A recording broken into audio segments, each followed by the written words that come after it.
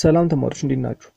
ዛሬ የምንመለከተው የግሪን ላይን ባዮሎጂ ዩኒት 5 ሲሆን በዚህኛው ሌሰን የምንመለከተው ርዕስ 5.5 ዲፊሸንሲ ዲዚዝ የሚለውን ሲሆን እናም የዚህን ቪዲዮ ሌሰን ሾርት ኖት ማግኘት ከፈለጋችሁ @ኢትዮኮንሰፕት ሴንተር በማለት የቴሌግራም ቻናላችንና ግሩፓችንን በመቀላቀል ማግኘት ትችላላችሁ። መልካም ጥናት። 5 ዲፊሸንሲ ዲዚዝ ዛሬ የምንመለከተው ዲፊሸንሲ ዲዚዝ የሚለውን ሌሰን ይሆናል። Human bodies require a balanced diet for normal functioning of the body. If food intake in human body is inadequate in carbohydrate, proteins, minerals or vitamins, it causes deficiency disease. ስለዚህ እንግዲህ ከዚህ በፊት የተመለከትናቸው ስለ ሚነራሎች ያገኛቸው ነገር አሉ፣ ስለ ቫይታሚን አጠቃላይ ስለ ማክሮና ስለ ማይክሮ ኒውትሪየንቶች የተመለከትናቸው ነገሮች አሉ። አሁን ደግሞ በትኩረት የምናየው ስለ ዲፊሸንሲ ዲዚዝ ሲሆን ሂውማን ቦዲ የተለያዩ ባላንስድ በሆነ መልኩ የተለያዩ ምግቦችን ሪኳየር ያደርጋል ወይም ደግሞ ይፈልጋል። ለይህም ደግሞ የሚያስፈልገው ለምንድነው? ደግሞ ለኖርማል ፋንክሽን ቦዲያችን ወይም ደግሞ አካላችን ትክክለኛ ስራውን እንዲሰራ ባላንስድ የሆነ ዳይት ያስፈልጋል ማለት ነው። ታዲያ በካርቦሃይድሬት፣ በፕሮቲን፣ በሚነራል፣ በቫይታሚን አጠቃላይ በማክሮና በማይክሮ ኒውትሪየንቶች ያልበለጸገ ምግብ ሳንመገብ ስንቀር ወይም ደግሞ የነዚህ ኒውትሪየንቶች መጠን በሚያንስብን ሰዓት ምን አይነት በሽታ ያስከትላል? ዲፊሸንሲ ዲዚዝ የሚባል በሽታ ያስከትላል ማለት ነው። A deficiency disease occurs when a person does not have enough amount of one particular nutrient and suffer health problem as a result. ስለዚህ ዲፊሸንሲ ዲዚዝ ማለት ነው ስንል አንድ ሰው መመገብ ያለበትን ወይም ደግሞ ማግኘት ያለበት መጠን የኒውትሪየንት መጠን ሳያገኝ ሲቀር እና ደግሞ በዚህ ምክንያት ደግሞ የጤና እክል ሲያጋጥመው ምን እንላለን? ዲፊሸንሲ ዲዚዝ እንላለን ማለት ነው። ኤግዛምፕልስ ኦፍ ዲፊሸንሲ ዲዚዝ አር ኳሻኮርስ፣ ማራስመስ፣ አኒሚያ፣ ራኬትስ ኤንድ ስከርቪ ኢቲሲ። ስለዚህ በዲፊሸንሲ ዲዚዝ አማካኝነት የሚከሰቱ ብዙ አይነት በሽታዎች ሲኖሩ ከነሱ መካከልም ደግሞ እንደነ ኳሻኮር፣ ማራስመስ፣ አኒሚያ፣ ራኬትስ ኤንድ ስከርቪ እና የመሳሰሉ በሽታዎች ይከሰታሉ። ከነዚህ መካከል ደግሞ የተወሰኑትን እንመልከት። የመጀመሪያው ኳሻኮር። ኳሻኮር is a deficiency disease caused by inadequate protein content in human body, especially in children. ኳሻኮር የምንለው በሽታ በፕሮቲን ያልበለጸገ ወይም ደግሞ የፕሮቲን እጥረት በሚያጋጥምበት ጊዜ የሚከሰት ዲፊሸንሲ ዲዚዝ ሲሆን ይሄም ደግሞ ስፔሻሊ የሚያጠቃው ህፃናቶችን ነው ማለት ነው። Some symptoms of kwashiorkor are dry or flaky skin, swelling of leg and abdomen, and changes of the hair color, weakness and irritability.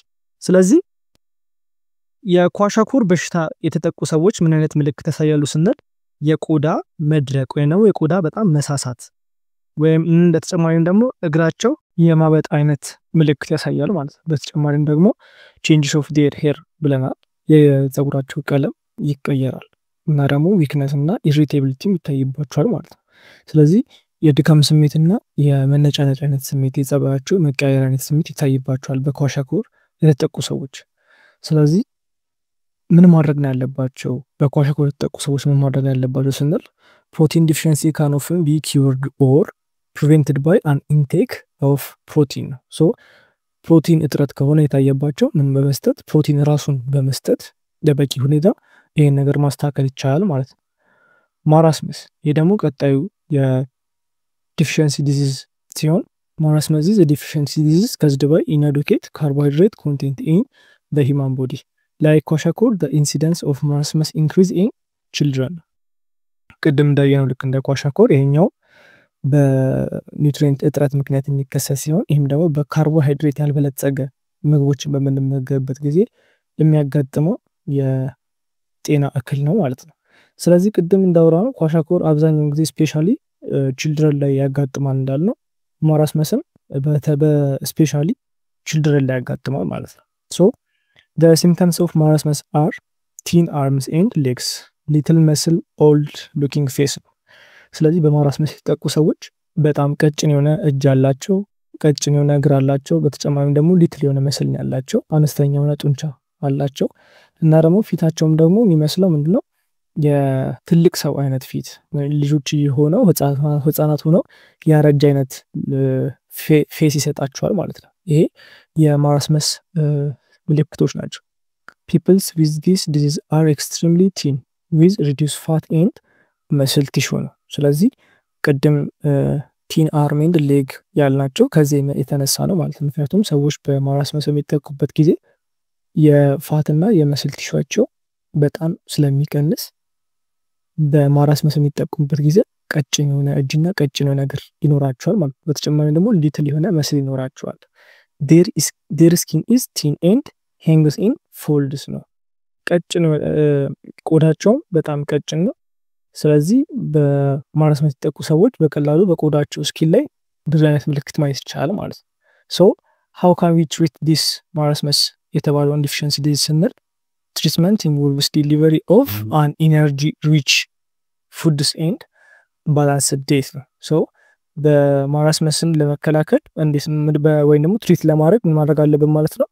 በካርቦሃይድሬት የበለጸጉ ምግቦችን በመመገብ ወይም ደግሞ ኢነርጂ ሪች ያደረጉ ምግቦችን በመመገብ በተጨማሪ ደግሞ ምግባችን ደግሞ ባላንስ በማድረግ በማራስመስ የተጠቁ ሰዎችን ወይም ደግሞ በማራስመስ የተጠቃን ቦዲ መከላከል ወይም ደግሞ ትሪት ማድረግ ይቻላል ማለት ነው። ቀጣዩ ደግሞ አኒሚያ ነው። አኒሚያ ኢዝ ኤ ዲፊሸንሲ ዲዚዝ ካዝድ ባይ ኤ ላክ ኦፍ አይረን ኢን ዘ ቦዲ ነው። ሶ ቅድም ኳሻኩር በፕሮቲን ማራስመስ በካርቦሃይድሬት፣ አኒሚያ ደግሞ በአይረን ያልበለጸጉ ምግቦችን በምንመገብበት ጊዜ የሚከሰት በሽታ ነው ማለት ነው። ሶ አይረን ኢዝ ኢሴንሻል ፎር ኖርማል ፋንክሽን ኦፍ ዘ ሂውማን ቦዲ ስፔሻሊ ፎር ፕሮዲውሲንግ ሄሞግሎቢን። ሶ በአይረን በጣም ለሰውነታችን ጠቃሚ የሆነ ንጥረ ነገር ነው።